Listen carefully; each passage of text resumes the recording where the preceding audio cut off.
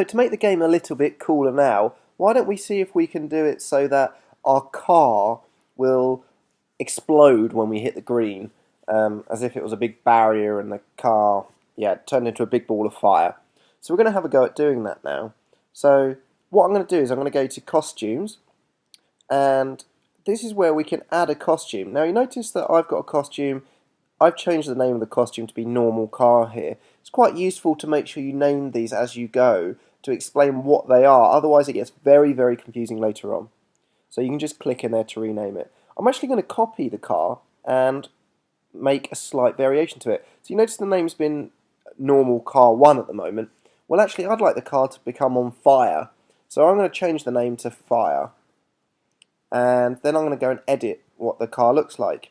This is where you will see my amazing artistic talents come to light. I'm going to go and select some red. We're going to get some red flames on that car.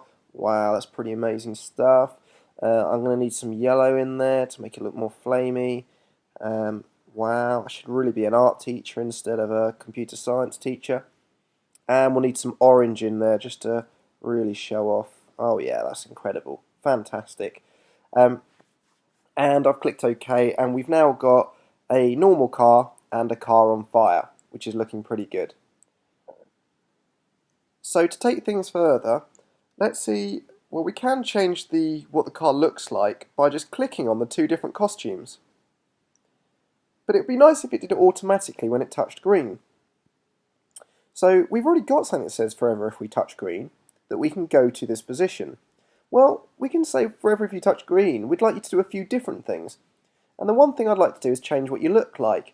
Now, it probably won't surprise you if we want to change what the car looks like. We're going to need to go to the Look section. And look at that first option. It's even put it in there for us. Switch to Costume, Fire. We've got 2 costumes in there, normal, car and fire. We'd like to switch to fire, so I'm just going to drag that in.